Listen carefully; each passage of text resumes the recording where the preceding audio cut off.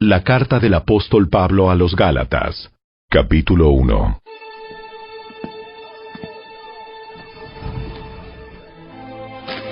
Les escribo, yo, el apóstol Pablo.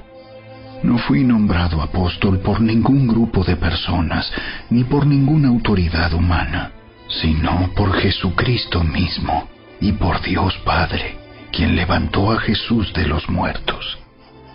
Todos los hermanos de este lugar se unen a mí para enviar esta carta que escribo a las iglesias de Galacia. Que Dios Padre y nuestro Señor Jesucristo les concedan gracia y paz. Tal como Dios nuestro Padre lo planeó, Jesús entregó su vida por nuestros pecados para rescatarnos de este mundo de maldad en el que vivimos. A Dios sea toda la gloria, por siempre y para siempre. Amén. Me escandaliza que ustedes estén apartándose tan pronto de Dios, quien los llamó a sí mismo por medio de la amorosa misericordia de Cristo. Están siguiendo un evangelio diferente que aparenta ser la buena noticia, pero no lo es en absoluto. Están siendo engañados por los que a propósito distorsionan la verdad acerca de Cristo. Si alguien, ya sea nosotros o incluso un ángel del cielo, les predica otra buena noticia diferente de la que nosotros les hemos predicado, que le caiga la maldición de Dios. Repito lo que ya hemos dicho. Si alguien predica otra buena noticia distinta de la que ustedes han recibido, que esa persona sea maldita. Queda claro que no es mi intención ganarme el favor de la gente, sino el de Dios. Si mi objetivo fuera agradar a la gente, no sería un siervo de Cristo. Amados hermanos, quiero que entiendan que el mensaje del evangelio que predico no se basa en un simple razonamiento humano. No recibí mi mensaje de ninguna fuente humana, ni nadie me lo enseñó. En cambio, lo recibí por revelación directa de Jesucristo. Ustedes saben cómo me comportaba cuando pertenecía a la religión judía y cómo perseguí con violencia la iglesia de Dios. Hice todo lo posible por destruirla. Yo superaba ampliamente a mis compatriotas judíos en mi celo por las tradiciones de mis antepasados. Pero aún antes de que yo naciera, Dios me eligió y me llamó por su gracia maravillosa. Luego, le agradó revelarme a su Hijo para que yo proclamara a los gentiles la buena noticia acerca de Jesús. Cuando esto sucedió, no me apresuré a consultar con ningún ser humano. Tampoco subí a Jerusalén para pedir consejo de los que eran apóstoles antes que yo. En cambio, me fui a la región de Arabia y después regresé a la ciudad de Damasco. Luego, 3 años más tarde, fui a Jerusalén para conocer a Pedro y me quedé 15 días con él. El único otro apóstol que conocí en esos días fue Santiago, el hermano del Señor. Declaro delante de Dios que no es mentira lo que les escribo.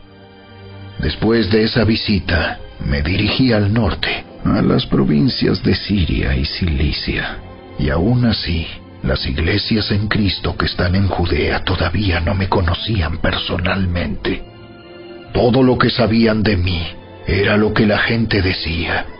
El que antes nos perseguía, ahora predica la misma fe que trataba de destruir. Y alababan a Dios por causa de mí.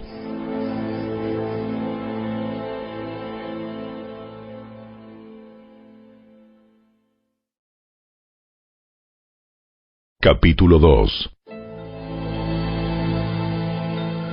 Luego, 14 años más tarde, regresé a Jerusalén esta vez con Bernabé, y Tito también vino.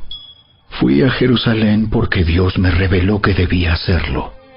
Durante mi tiempo allí, me reuní en privado con los que eran reconocidos como los dirigentes de la iglesia y les presenté el mensaje que predico a los gentiles. Quería asegurarme de que estábamos de acuerdo, porque temía que todos mis esfuerzos hubieran sido inútiles y que estaba corriendo la carrera en vano.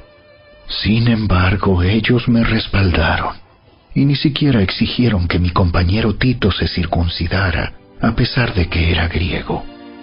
Incluso esa cuestión surgió solo a causa de unos supuestos creyentes, en realidad falsos, que se habían infiltrado entre nosotros.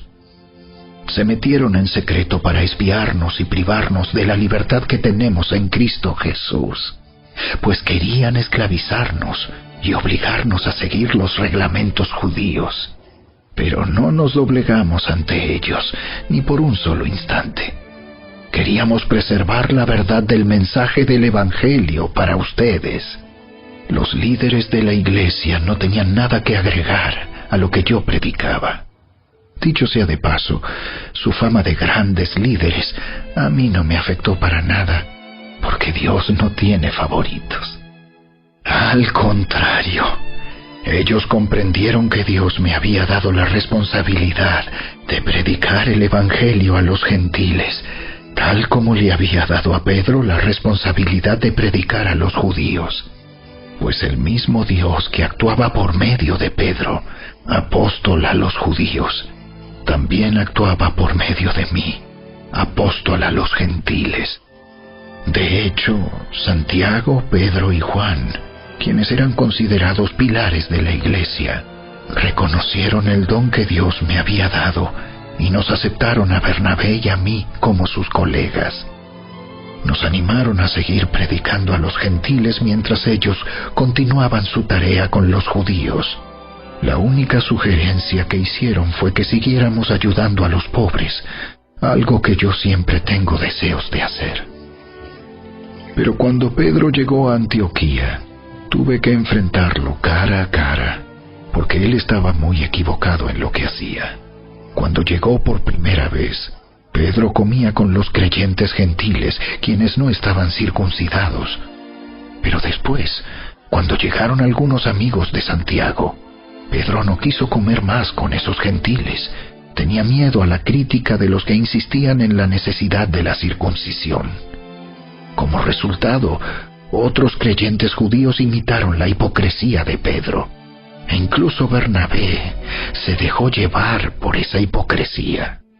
Cuando vi que ellos no seguían la verdad del mensaje del Evangelio, le dije a Pedro delante de todos los demás: si tú, que eres judío de nacimiento, dejaste a un lado las leyes judías y vives como un gentil, ¿por qué ahora tratas de obligar a estos gentiles a seguir las tradiciones judías? Tú y yo somos judíos de nacimiento, no somos pecadores, como los gentiles. Sin embargo, sabemos que una persona es declarada justa ante Dios por la fe en Jesucristo y no por la obediencia a la ley. Y nosotros hemos creído en Cristo Jesús para poder ser declarados justos ante Dios por causa de nuestra fe en Cristo, y no porque hayamos obedecido la ley. Pues nadie jamás será declarado justo ante Dios mediante la obediencia a la ley. Pero supongamos que intentamos ser declarados justos ante Dios por medio de la fe en Cristo, y luego se nos declara culpables por haber abandonado la ley. ¿Acaso esto quiere decir que Cristo nos ha llevado al pecado? Por supuesto que no. Más bien, soy un pecador si vuelvo a construir el viejo sistema de la ley que ya eché abajo. Pues cuando intenté obedecer la ley misma me condenó. Así que morí a la ley. Es decir, dejé de intentar cumplir todas sus exigencias a fin de vivir para Dios. Mi antiguo yo ha sido crucificado con Cristo. Ya no vivo yo, sino que Cristo vive en mí. Así que vivo en este cuerpo terrenal, confiando en el Hijo de Dios, quien me amó y se entregó a sí mismo por mí. Yo no tomo la gracia de Dios como algo sin sentido, pues si cumplir la ley pudiera hacernos justos ante Dios, entonces no habría sido necesario que Cristo muriera.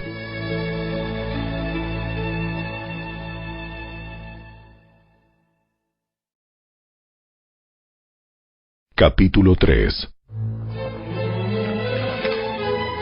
¡Ay, Gálatas tontos! ¿Quién los ha hechizado? Pues el significado de la muerte de Jesucristo se les explicó con tanta claridad, como si lo hubieran visto morir en la cruz.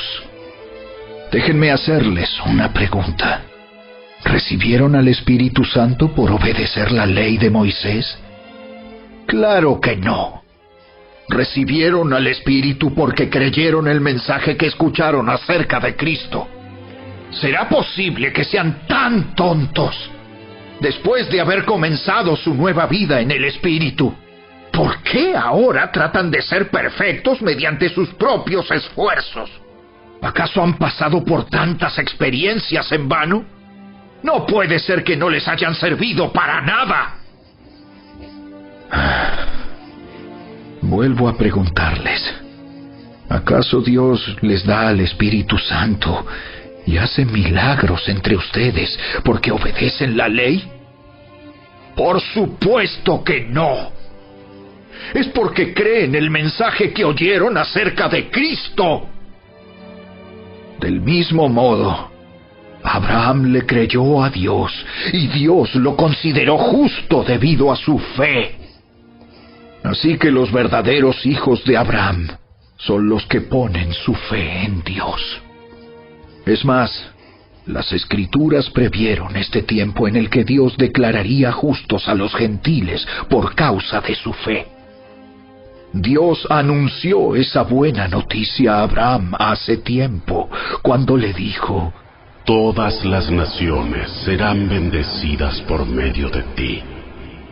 Así que todos los que ponen su fe en Cristo participan de la misma bendición que recibió Abraham por causa de su fe. Sin embargo, los que dependen de la ley para hacerse justos ante Dios están bajo la maldición de Dios. Porque las Escrituras dicen: maldito es todo el que no cumple ni obedece cada uno de los mandatos que están escritos en el libro de la ley de Dios. Queda claro, entonces, que nadie puede hacerse justo ante Dios por tratar de cumplir la ley, ya que las Escrituras dicen: es por medio de la fe que el justo tiene vida. El camino de la fe es muy diferente del camino de la ley, que dice: es mediante la obediencia a la ley que una persona tiene vida. Pero Cristo nos ha rescatado de la maldición dictada en la ley. Cuando fue colgado en la cruz, cargó sobre sí la maldición de nuestras fechorías. Pues está escrito: maldito todo el que es colgado en un madero.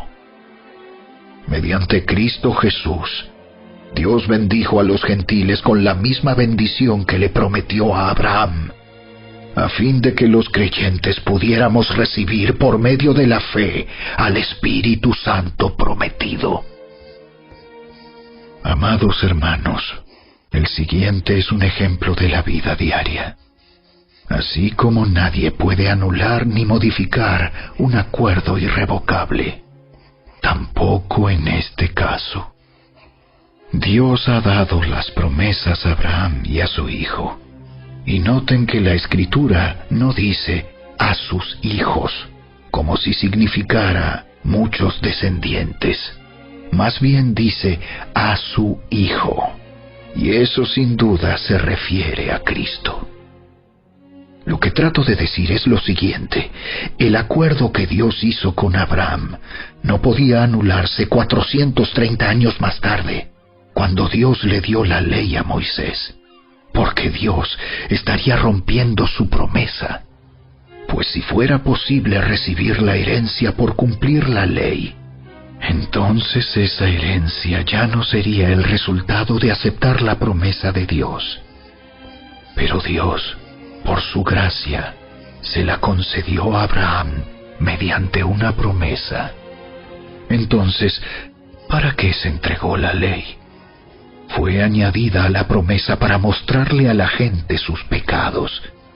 Pero la intención era que la ley durara solo hasta la llegada del Hijo prometido.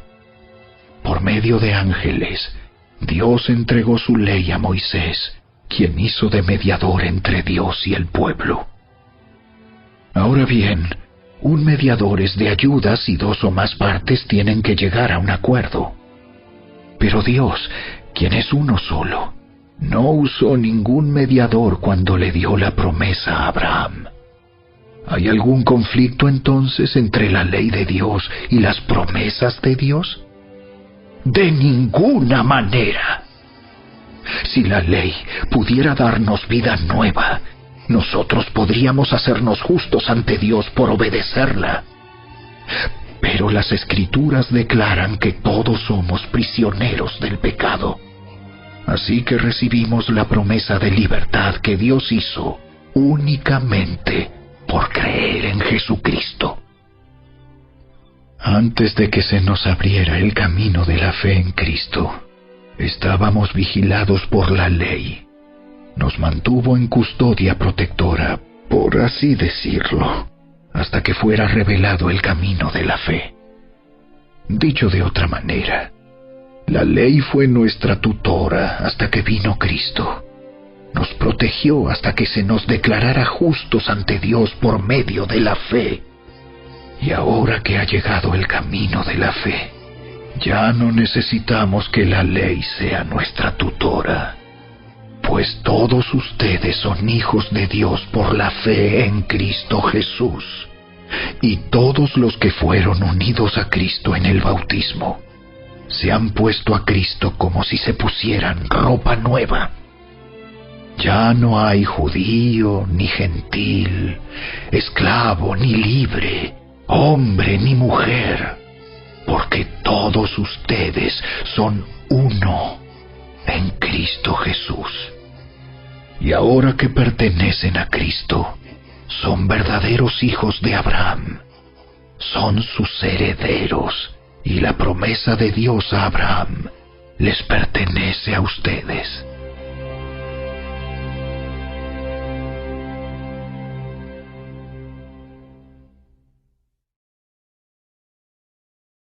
Capítulo 4. Piénsenlo de la siguiente manera. Si un padre muere y deja una herencia a sus hijos pequeños, esos niños no están en mejor situación que los esclavos hasta que se hagan mayores de edad, aunque son los verdaderos dueños de todas las posesiones de su padre. Tienen que obedecer a sus tutores hasta que cumplan la edad establecida por su padre. Eso mismo sucedía con nosotros antes de que viniera Cristo. Éramos como niños. Éramos esclavos de los principios espirituales básicos de este mundo. Sin embargo, cuando se cumplió el tiempo establecido, Dios envió a su Hijo, nacido de una mujer y sujeto a la ley. Dios lo envió para que comprara la libertad de los que éramos esclavos de la ley, a fin de poder adoptarnos como sus propios hijos. Y debido a que somos sus hijos, Dios envió al Espíritu de su Hijo a nuestro corazón, el cual nos impulsa a exclamar: ¡Abba, Padre! Ahora ya no eres un esclavo, sino un hijo de Dios. Y como eres su hijo, Dios te ha hecho su heredero.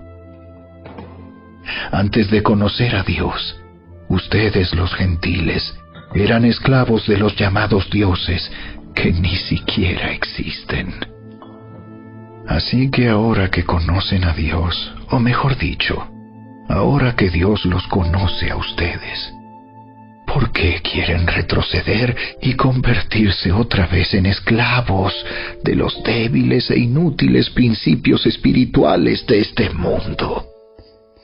Pretenden ganarse el favor de Dios al cumplir con ciertos días o meses, estaciones o años. Temo por ustedes. Quizá todo el arduo trabajo que hice entre ustedes fue en vano. Amados hermanos, les ruego que vivan como yo, libres de esas cosas. Pues yo llegué a ser como ustedes, los gentiles, libre de esas leyes. Ustedes no me trataron mal cuando les prediqué por primera vez.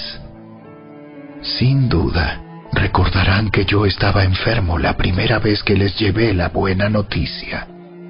Aunque mi condición los tentaba a no aceptarme, ustedes no me despreciaron ni me rechazaron. Todo lo contrario, me recibieron y me cuidaron como si yo fuera un ángel de Dios o incluso el mismo Cristo Jesús. ¿Dónde ha ido a parar el espíritu de alegría y de gratitud que antes tenían? Estoy seguro de que ustedes se hubieran arrancado los propios ojos para dármelos de haber sido posible. ¿Acaso ahora me volví su enemigo porque les digo la verdad?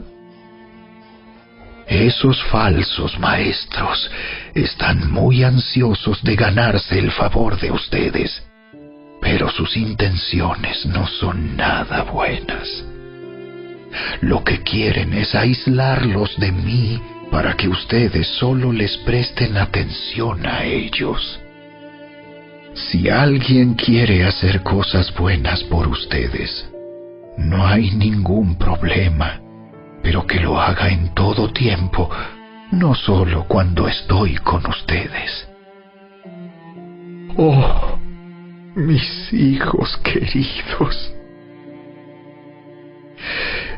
siento como si volviera a sufrir dolores de parto por ustedes. Y seguirán hasta que Cristo se forme por completo en sus vidas.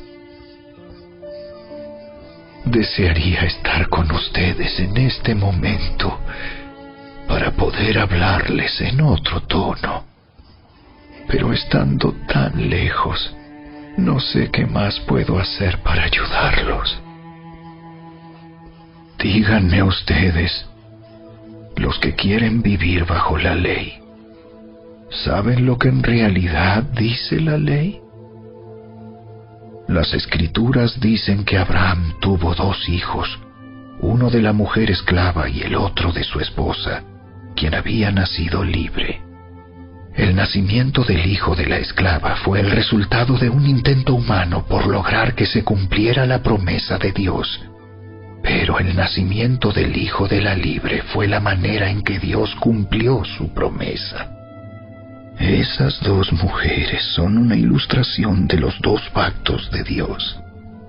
La primera mujer, Agar, representa el monte Sinaí, donde el pueblo recibió la ley que los hizo esclavos.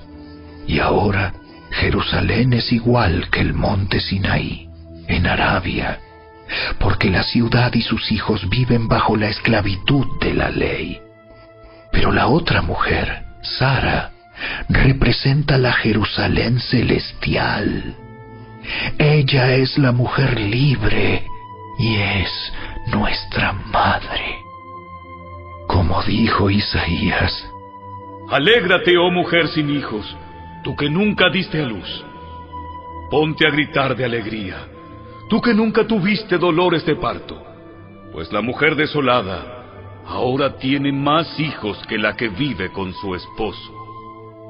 Y ustedes, amados hermanos, son hijos de la promesa igual que Isaac, pero ahora son perseguidos por los que quieren que cumplan la ley, tal como Ismael, el hijo que nació del esfuerzo humano, persiguió a Isaac el Hijo que nació por el poder del Espíritu.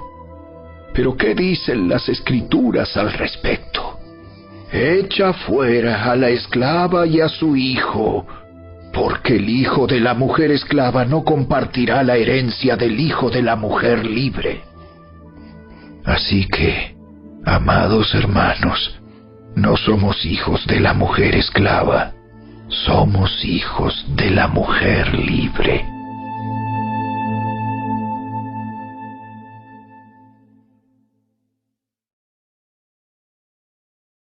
Capítulo 5. Por lo tanto, Cristo en verdad nos ha libertado. Ahora asegúrense de permanecer libres y no se esclavicen de nuevo a la ley.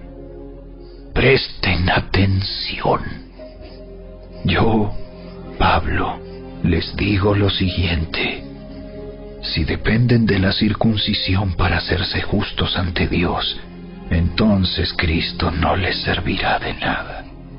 Lo repito, si pretenden lograr el favor de Dios mediante la circuncisión, entonces están obligados a obedecer cada una de las ordenanzas de la ley de Moisés. Pues si ustedes pretenden hacerse justos ante Dios por cumplir la ley, han quedado separados de Cristo. Han caído de la gracia de Dios. Sin embargo, los que vivimos por el Espíritu esperamos con anhelo recibir por la fe la justicia que Dios nos ha prometido. Pues una vez que depositamos nuestra fe en Cristo Jesús, de nada sirve estar o no circuncidado. Lo importante es la fe que se expresa por medio del amor. Ustedes corrían muy bien la carrera. ¿Quién les impidió seguir la verdad? Seguro que no fue Dios, porque Él es quien los llamó a ser libres. Esa falsa enseñanza es como un poquito de levadura que impregna toda la masa. Confío en que el Señor los guardará de creer falsas enseñanzas. Dios juzgará a la persona que los está confundiendo, sea quien fuere. Amados hermanos, si yo todavía predicara que ustedes deben circuncidarse, como algunos dicen que hago, ¿por qué entonces aún se me persigue? Si ya no predicara que la salvación es por medio de la cruz de Cristo, nadie se ofendería. Cómo me gustaría que esos perturbadores que quieren mutilarlos a ustedes mediante la circuncisión se mutilaran ellos mismos. Pues ustedes, mis hermanos, han sido llamados a vivir en libertad. Pero no usen esa libertad para satisfacer los deseos de la naturaleza pecaminosa. Al contrario, usen la libertad para servirse unos a otros por amor. Pues toda la ley puede resumirse en un solo mandato: ama a tu prójimo como a ti mismo. Pero si están siempre mordiéndose y devorándose unos a otros, tengan cuidado. Corren peligro de destruirse unos a otros.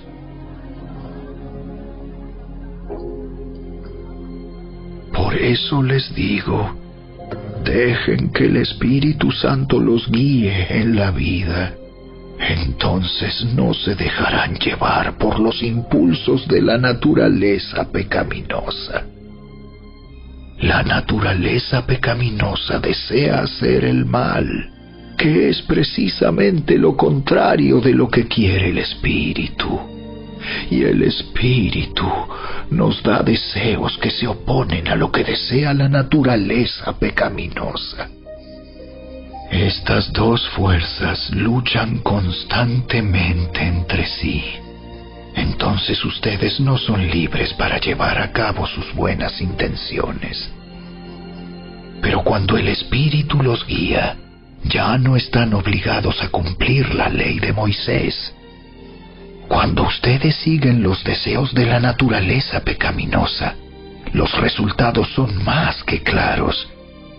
Inmoralidad sexual, impureza, pasiones sensuales, idolatría, hechicería, hostilidad, peleas, celos, arrebatos de furia, ambición egoísta, discordias, divisiones, envidia, borracheras, fiestas desenfrenadas y otros pecados parecidos. Permítanme repetirles lo que les dije antes. Cualquiera que lleve esa clase de vida no heredará el reino de Dios. En cambio, la clase de fruto que el Espíritu Santo produce en nuestra vida es amor, alegría, paz, paciencia, gentileza, bondad, fidelidad, humildad y control propio. No existen leyes contra esas cosas. Los que pertenecen a Cristo Jesús han clavado en la cruz las pasiones y los deseos de la naturaleza pecaminosa y los han crucificado allí.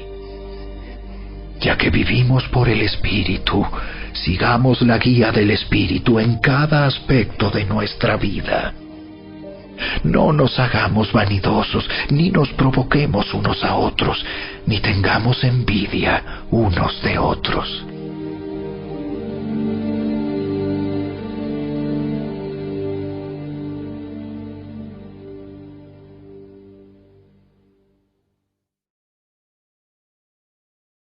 Capítulo 6. Amados hermanos, si otro creyente está dominado por algún pecado, ustedes, que son espirituales, deberían ayudarlo a volver al camino recto con ternura y humildad. Y tengan mucho cuidado de no caer ustedes en la misma tentación. Ayúdense a llevar los unos las cargas de los otros y obedezcan de esa manera la ley de Cristo. Si te crees demasiado importante para ayudar a alguien, solo te engañas a ti mismo. No eres tan importante. Presta mucha atención a tu propio trabajo, porque entonces obtendrás la satisfacción de haber hecho bien tu labor y no tendrás que compararte con nadie. Pues cada uno es responsable de su propia conducta.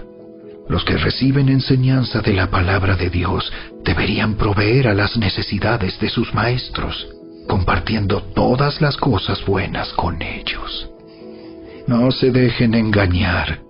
Nadie puede burlarse de la justicia de Dios. Siempre se cosecha lo que se siembra. Los que viven solo para satisfacer los deseos de su propia naturaleza pecaminosa cosecharán de esa naturaleza destrucción y muerte. Pero los que viven para agradar al Espíritu, del Espíritu, cosecharán vida eterna. Así que no nos cansemos de hacer el bien. A su debido tiempo cosecharemos numerosas bendiciones si no nos damos por vencidos. Por lo tanto, siempre que tengamos la oportunidad, hagamos el bien a todos, en especial a los de la familia de la fe.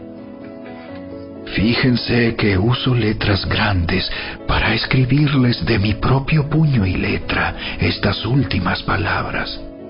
Los que tratan de obligarlos a circuncidarse lo hacen para quedar bien con otros.